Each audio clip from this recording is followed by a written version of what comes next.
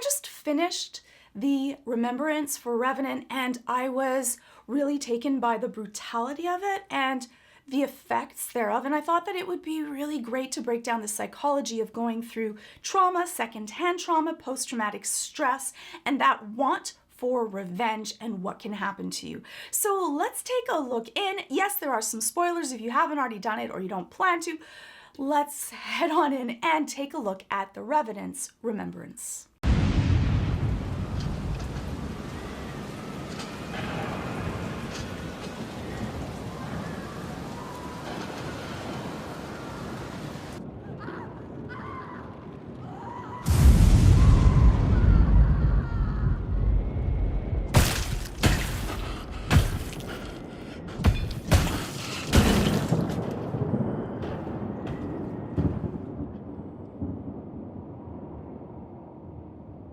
I think that one of the reasons that this hits so hard psychologically is that almost all of us can understand that feeling about being small and scared and hiding and worried, that kind of fear that we can't even look at. When we feel a strong sense of fear, we end up with an anxiety response that could make us freeze or make us panic or fawn in those experiences. And so you can see that for Chloe, that's exactly what she's doing. There she is, clenched in a corner, huddled up, hiding, and trying to close herself away from the trauma that's happening before her. And I also think that it's really interesting that Daphne, the Revenant, the doll, the Revenant, is staring on at that trauma. Secondhand trauma really does affect you. That means trauma that you've heard or that you have found out from someone else that they've experienced actually does affect the person that's listened to that or heard a story of. And it can be very affecting to that person, especially more so for super feelers, people that are more emotionally absorbent. And so you want to be aware and pay attention to not just the trauma that you personally firsthand go through, but also that hearing stories and what you absorb through media, through TV, through stories that friends are telling. Sometimes it's okay to say no or I can't hear that because it can affect you also. So for those of you that might have this be a very difficult scene for you, it is fully understandable to turn something off or not have to watch because it is quite brutal, quite graphic.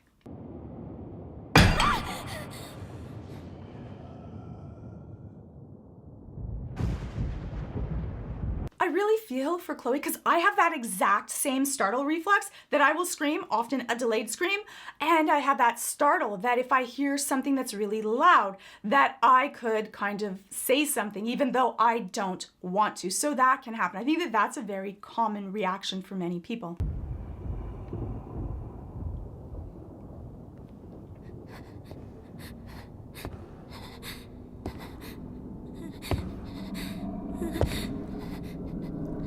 I wonder about that book that she's clutching. I can't really tell. I don't know if it's in any of the lore, but my thoughts is it might be something that's about the dark arts or necromancy or a, Wiccan book, something that she might have made a certain incantation of loving Daphne so much and never wanting to be separated by her. That's my thoughts to it. I'm not so sure if I'm just projecting, but it does seem kind of interesting that she's clutching so strongly this one book. And often when we are worried or scared, we might hold on to a talisman or a stuffy or other things that we can feel strength in, that we're not alone. And that actually can be really healthy. So don't feel bad. Something that you feel brings you good luck. If that helps you get through the day, there is nothing wrong with that. A lot of people talk to their plants and their pets and other things that are around them. These are wonderful ways that you can cope as long as you can cope also without them. You don't want to be only reliant on a secondary object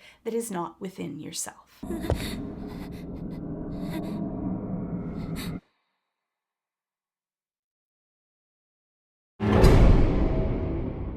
That feeling, that hope, that worry, and then that very quick movement with the sound that goes with it, that definitely caused the first time that I watched this quite a startle reflex, and that feeling of shock and horror that she was caught and grabbed. And that's that primal fear that we can have from sudden movements, from things that we don't want to have happen, that natural startle reflex. For other people, they might have reacted completely differently. They might be completely stoic. They might want to attack. They might want to run. Others might faint. All of these reactions are innate to us, and often you don't actually know how you will react, because even if you usually react in one way, in different circumstances, you might react in a different way.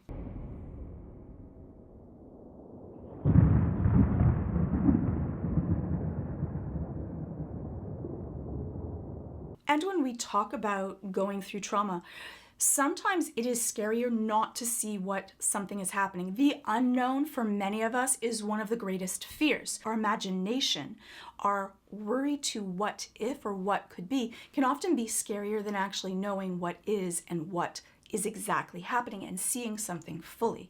And so having this shrouded as a shadow and just looking on it secondhand, I found also much scarier, and I think that it worked really well cinematically.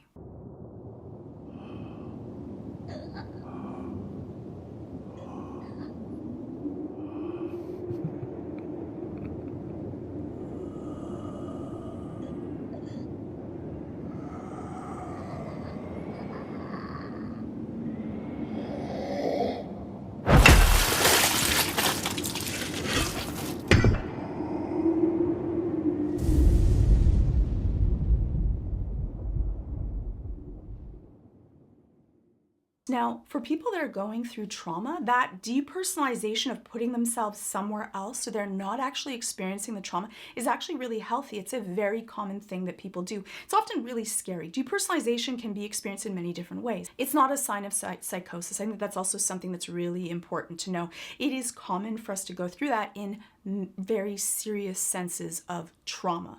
And that is that feeling of time and space being off, feeling like we're in a movie, feeling like we're not real. And for people that have gone through trauma, sometimes they put themselves into a picture, into the walls, or bring themselves somewhere else so that their brain is actually shutting that off, so we're not imprinting all of that trauma on us. And so in this thought, I feel like Chloe really willed herself into Daphne, wanted to become part of that, wanted to become part of her. Her will to live was so great that she imparted some of herself and her being into Daphne as well. But you can definitely see that Daphne was moving before Chloe had the final blow to her. Parts of both of who they were, their essences, are, in this case, merged together. And I understand that this is more for the mythos of Nightreign, and so I'm trying to mix a little bit of the mythos with the psychology and how we can kind of merge them together. I know it's just a cinematic from a game. I always get some people that say that like I don't already know. But anyways, I'm saying that for us. I know everyone that watches the channel already knows.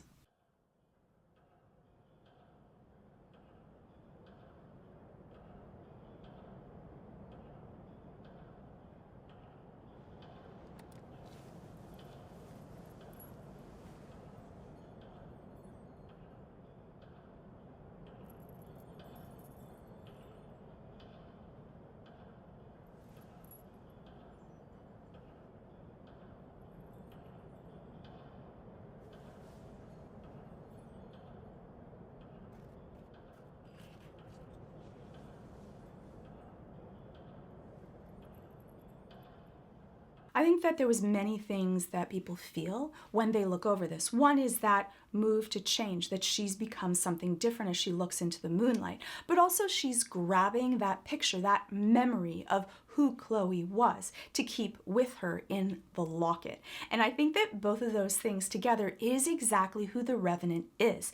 But for myself, I really felt this want to get retribution on fighting all these Night Lords even stronger than before. Like now it felt personal. After watching this, I think it did a great job of me really caring about her journey and being able to get justice in a certain way for Chloe. And I think that that made for a really strong motivation to keep playing the game.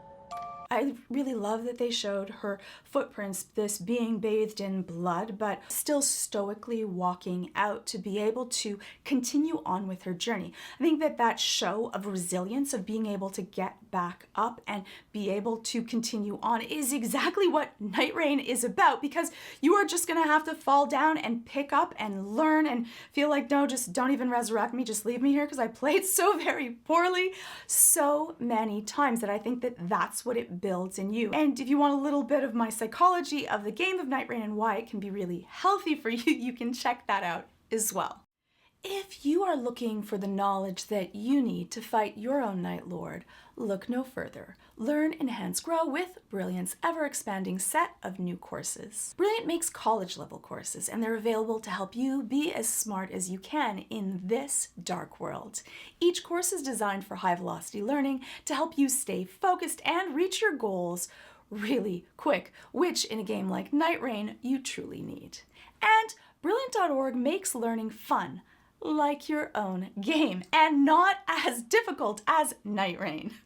With fun features that let you challenge yourself, compete with others, you get the picture. So it never gets boring. And we all know that when learning is fun and engaging, knowledge just sticks better. Also, when you die a whole bunch of times, it definitely sticks. So you will remember more easily and quickly. And Brilliant has thousands of lessons: math, chemistry, physics, engineering, computer science, and many more, with new courses being added monthly. So far, I've covered their courses on algebra, logic, geometry, and others, and I've found them all so very engaging. And when I practice a skill, I just try for 15 minutes a day. That is all that you need. And no one can tell me that they don't have 15 minutes to become better, smarter, and learn something that can help them live a better life.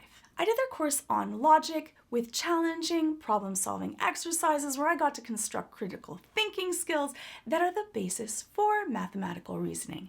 And it was actually enjoyable and interactive, which was my favorite part because I am a visual, hands-on learner.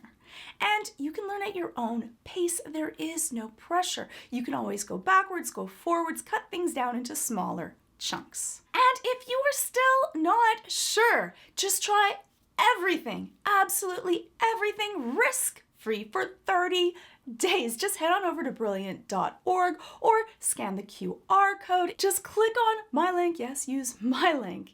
And if you want more, you can also get 20% off of an annual premium subscription to brilliant.org. Just clicking on that button really does help out my channel. So thank you so much to you and brilliant.org. Hopefully I'll see you in my next video. So you can let me know what your thoughts were of this cinematic and if it affected you and in which ways as well in the comments below.